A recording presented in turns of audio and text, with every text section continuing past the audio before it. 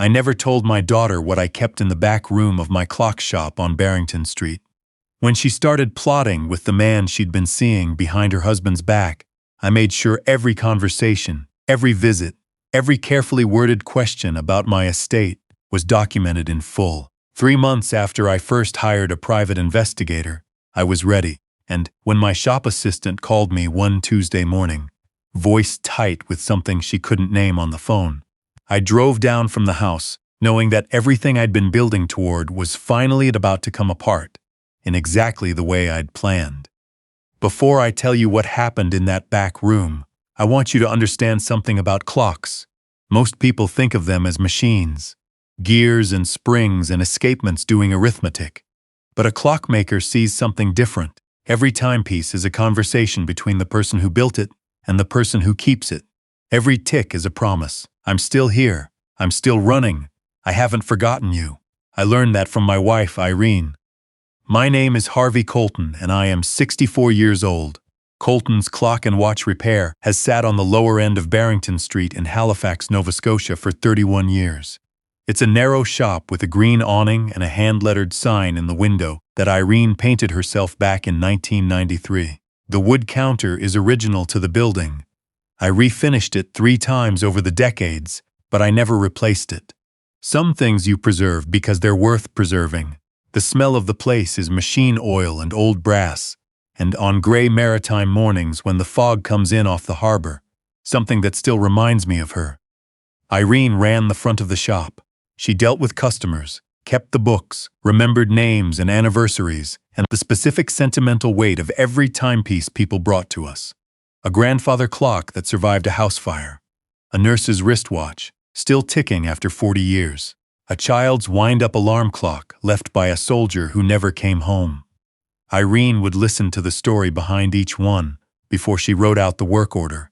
She used to say that when people brought us their broken clocks, they weren't really bringing us machinery. They were bringing us grief, hoping we could make something run again. She passed away 11 years ago from a cancer that moved faster than anything the oncologists at the QEII could manage. It was November, the kind of cold that comes off the Atlantic and settles in your bones. She was 56. Our daughter was 24 and newly engaged and, I thought at the time, would carry her mother's steadiness forward into the life she was building. I was wrong about a lot of things during those years. In the weeks before Irene died, she asked me to bring up a clock from the workshop downstairs. A French carriage clock, circa 1880, that we had restored together early in our marriage. Gilded brass case, beveled glass panels, hand-engraved side plates. She had always said it was her favorite piece, not for its value, though it would have fetched a serious price at auction, but because we had fixed it together as a young couple who barely knew what they were doing, learning by feel. She wanted it on her bedside table. I brought it up and wound it, and she listened to its measured tick for the better part of 2 weeks. The day before she died, she asked me to sit down next to her on the edge of the bed. She pressed my hand between both of hers. "Harvey," she said, "that clock is yours now. Keep it somewhere safe. Not in the display case. Somewhere private." I tried to make a joke about leaving it to me in her will. She didn't smile. "You'll know when it matters," she said. "Trust me on that." I didn't understand. I thought it was the morphine, or the particular logic of someone who knows they are leaving and trying to anchor the things they love to something solid. I told her I would keep it safe. 3 days later, she was gone, and I carried the carriage clock down to the back room of the shop and set it on the shelf above my workbench, where it has run continuously ever since. For years, I thought of it as just a clock. I didn't understand what Irene had left inside it. That understanding came later. My daughter and her husband were married the spring after Irene passed. He is a good man, methodical, patient, the kind of person who shows up when he says he will and doesn't make noise about it afterward. He worked as a structural engineer with a consulting firm downtown and had a quiet, settled quality that I liked immediately. When my daughter brought him to the shop the first time, he spent 20 minutes examining the movement of a Vienna regulator I had on the bench, asking genuine questions, understanding the answers. A man who respects precision is a man you can trust. For the first several years of their marriage, I had no reason to worry. My daughter had a solid position as a property manager for a residential development company, a townhouse in the South End, a husband who clearly adored her. On Sunday afternoons, they would come by the shop, and the three of us would have coffee in the back room while I worked. Those were easy hours. Then, somewhere in her 33rd year, something shifted. I noticed it in the questions first. The quality of them changed. "Dad, have you had the building assessed recently? Barrington is completely different from what it was in the 90s. You could sell and retire on that alone. Dad, do you still have Mom's RRSP tucked away somewhere, or did you roll it over into something? Dad, I've been reading about estate planning. Have you talked to a lawyer about avoiding probate? Because without the right structure, a lot of this could end up tied up for years." At first I told myself she was being practical. She worked in property, she understood assets, she was looking out for her father's future. But there was a tone underneath the questions, an appraisal tone. The way an assessor walks through a house, not admiring it, measuring it. Her husband started looking hollow around that time. The easy lightness he'd had was gone. He stopped making jokes. When the three of us were together, my daughter would interrupt him mid-sentence, or look at her phone while he spoke, or land some mild sarcasm at him that didn't quite settle as a joke. Once he said something perfectly reasonable about wanting to visit me on his own one afternoon, and she told him he was being clingy. Just like that. Clingy. The word fell like a door closing. I started a notebook. Nothing elaborate, a composition book from Staples, the kind students use. I kept it locked in the drawer of my workbench. I wrote down every conversation that concerned me, every question about the estate, every small cruelty aimed at her husband. I noted dates and times. I kept my face neutral when I was with her, and I wrote it all down afterward. In the second month, I hired a private investigator. His name doesn't matter.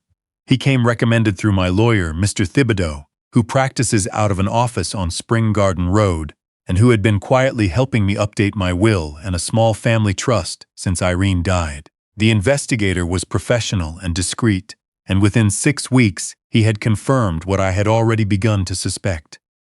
There was a man, younger, late 20s, a sales representative for a commercial real estate firm. My daughter had met him through her work. They had been careful, but not careful enough. Hotel receipts under her name in Dartmouth and Truro. A parking record placing her vehicle at his apartment building on multiple weekday evenings when she had claimed to be at industry events. Photographs of them together that did not look like colleagues. My daughter's husband called me on a Wednesday night in late winter. He was already parked outside my house when I picked up the phone. I could hear it in the particular quality of the silence, the way outside sounds sit inside a car at night. He came in. He sat at my kitchen table and I made tea, and he told me he had known something was wrong for months, and that not knowing the specific shape of it was worse than knowing would be. He said he had tried to talk to her, that she responded by telling him he was insecure, that he was manufacturing problems to control her. She had cried once convincingly, and it had made him feel that he was the one doing damage. I listened to all of it without interrupting. He is not a man who asks for help easily, and I knew that sitting in my kitchen at 10 o'clock on a Wednesday was an act of considerable effort.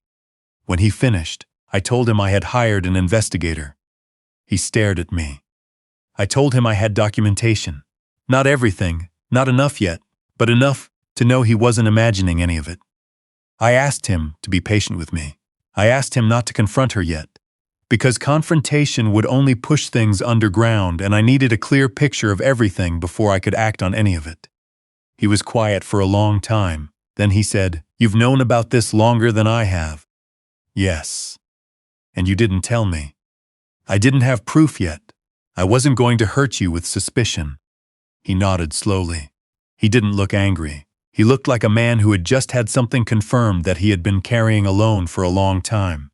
And confirmation, even painful confirmation, was a kind of relief.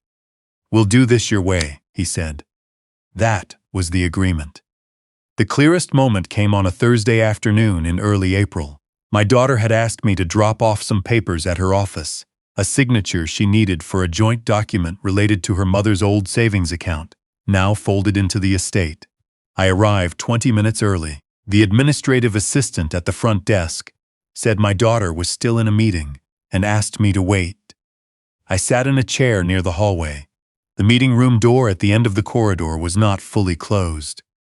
I heard her voice first, confident, low, with the particular cadence of someone thinking out loud to someone they trust entirely. I heard the other voice, younger, impatient, the kind of impatience that comes from wanting things before you have earned them. He was asking about timing.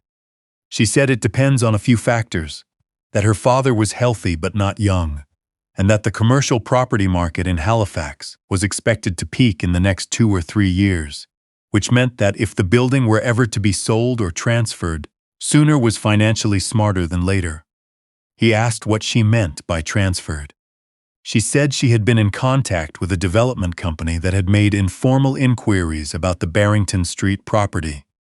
She said the figure discussed was somewhere in the range of $900,000 to just over $1 million, depending on the assessment.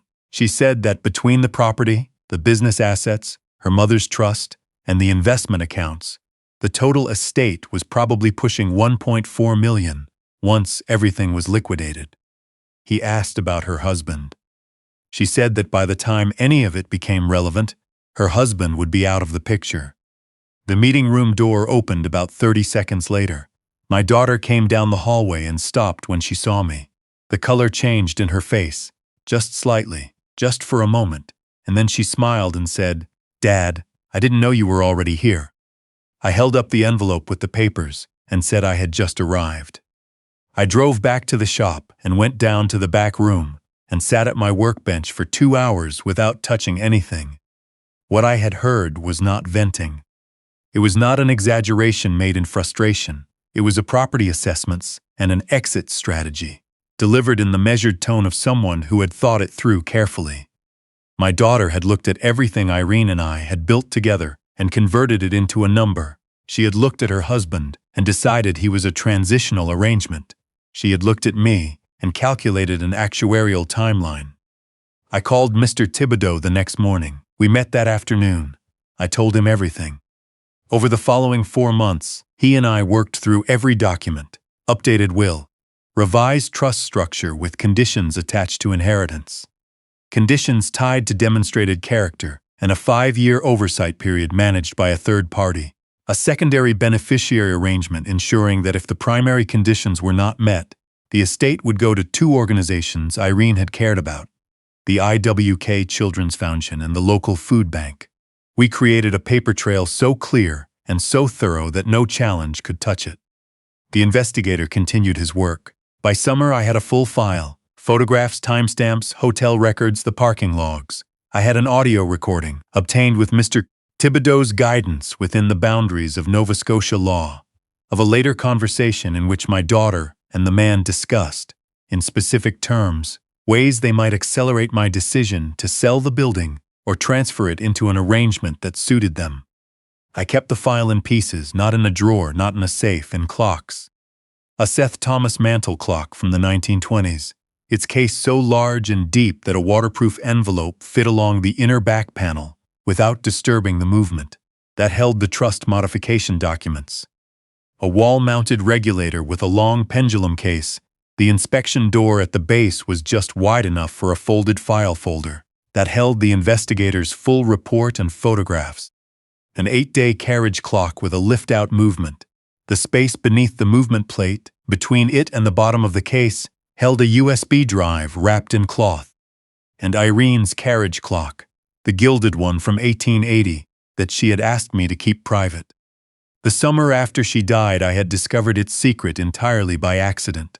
I was cleaning the movement and noticed that the base plate was fractionally thicker than it should have been.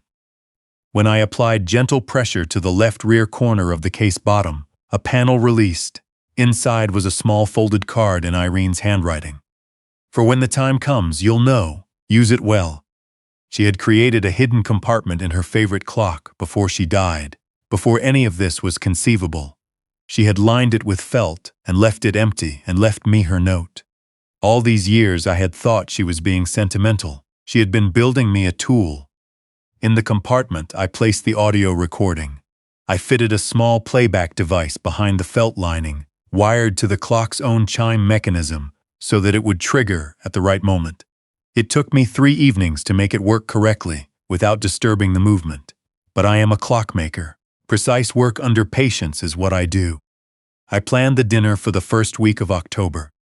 I called my daughter and told her I had been thinking about the estate, that Mr. Thibodeau had suggested a family meeting to discuss how everything was organized, and that I thought it would be good to do it somewhere other than the shop, somewhere we could all sit down properly. I suggested a private dining room at a restaurant on the waterfront. She agreed immediately. I could hear the particular quality of her enthusiasm, how she tried to moderate it, and how it came through anyway. I told her to bring her husband. I called her husband separately that same evening. I told him the time had come, and that he should be there, and that he should trust me until it was over. He said, "How long have you been planning this?" "Since April," I said. He was quiet for a moment. Then, "All right, Harvey, I trust you." I heard him exhale, a long, slow breath, the sound of a man who has been holding something for months and has finally been told he can set it down. The dining room was exactly what I needed. Private, elevated, looking out over Halifax Harbor, where the George's Island lighthouse blinked in the October dark. White linen, candles, 3-place settings. I arrived 30 minutes early and placed Irene's carriage clock on the sideboard against the wall, facing the table. My daughter arrived in a navy blazer, hair done carefully, looking every inch the professional. Her husband was beside her, dressed well face, composed in a way I recognized as the performance of composure rather than the thick self. He met my eyes and I gave him a small nod. We sat, we ordered. My daughter made conversation, a property deal that had closed, a long weekend she and her husband had taken in Prince Edward Island back in the summer. Light things, the surface of things. She was managing the room the way she managed clients, keeping everything at a pleasant, frictionless level. When the first course was cleared, she leaned forward slightly and said, "So, Dad, you mentioned estate planning." I said I did. "And before we get into any of that, I have something for you." I went to the sideboard and brought Irene's carriage clock to the table and set it between us. In the candlelight, the gilded case caught the flame, and the beveled glass panels multiplied it. My daughter looked at it and something moved across her face. She knew this clock. She had grown up with it in the shop. She said, "Mom's clock. Why do you have it here?" I said, "Your mother left it to me. She said I would know when to use it." I think she was right. I wound the key in the base of the clock. The familiar tick filled the quiet of the room. 30 seconds later, the chime mechanism engaged. But instead of the usual bell, a voice came out of the small speaker behind the clock face. It was Irene. The recording she had made, the small tape I had found in the hidden compartment 11 years ago alongside her note, had been transferred to a digital file and installed in the clock she had asked me to keep private. Her voice, in that small gilded case, came out clear and steady. "Corinne, my love, if your father is playing this for you, it means something has gone wrong that he couldn't fix on his own. Your father fixes things. That's who he is. But some things can only be fixed if the person who broke them decides to do better. Your grandmother used to say that a person's character is what they do when they believe no one is watching. Whatever has brought you to this table tonight, choose better. Choose love over what love can buy you. It is not too late." The recording ended. The clock ticked. My daughter's face had gone still, not the controlled stillness of the boardroom, the real kind. Then, quietly, I pressed the side of the clock case, and the secondary recording began. Her own voice, flat and calculating, from April, the numbers, the development company, the phrase out of the picture applied to the man sitting to her left. Her husband stood. He didn't say anything for a moment.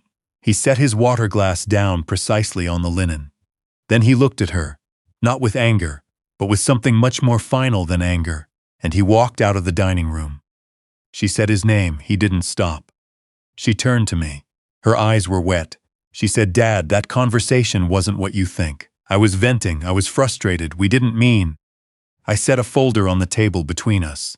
The investigator's full report on top. The photographs beneath it, 4 months of documentation behind that. I said, "I know exactly what it was. because I have listened to it many times. I also know that Mr. Thibodeau has revised every document accordingly. The building, the trust, the estate, none of it transfers the way you planned. The conditions are significant, and they are irrevocable. She looked at the folder, and then at me, and something in her face came apart. Not the strategic tears she had deployed on her husband over months of careful management. The real thing, the kind of crying that comes from seeing yourself clearly for the first time in a long time. I let her sit with it. Mr. Thibodeau arrived at 7:45 as we had arranged. He went over the key terms with her quietly and professionally. He left a copy of the documents. He shook my hand and took his leave. By 8:30 I was alone at the table with my daughter, the remains of a dinner, and Irene's carriage clock still ticking between us. Outside through the window, Halifax harbor moved in the dark, the lights of the Dartmouth shore reflected in long, broken lines on the water. I said, "I'm not done being your father." She looked up. I said, "What you planned was wrong. What you did to your husband was cruel. What you thought about my death, and I need you to understand that I know what you thought, is something I will spend a long time trying to make sense of.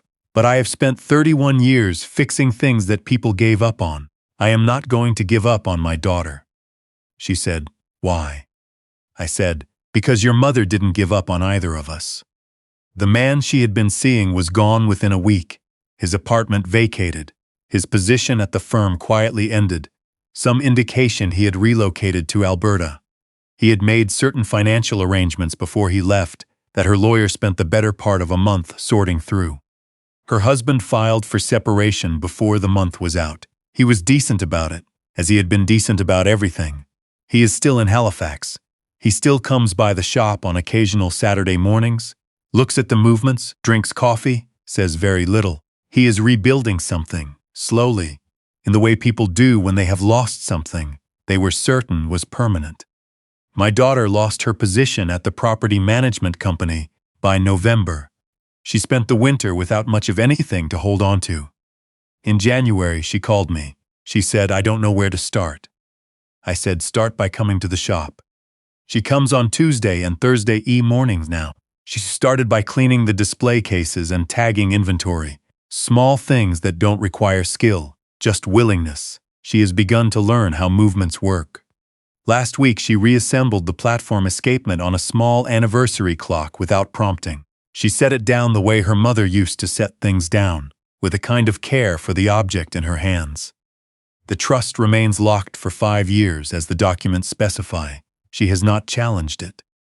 Irene's carriage clock is back on the shelf above my workbench in the back room. I wound it this morning before I opened the shop. It has been running continuously for 31 years, and I intend to keep it that way. I understand now what Irene was trying to tell me. She saw what I couldn't see, or wouldn't. She prepared a tool for a moment she hoped would never come, and she trusted me to understand it when it did. She spent her life believing that the things people considered broken still had purpose, still had time left in them, still deserved careful hands. Every clock in this shop is a promise. I'm still here, I haven't forgotten you. I'm keeping that promise.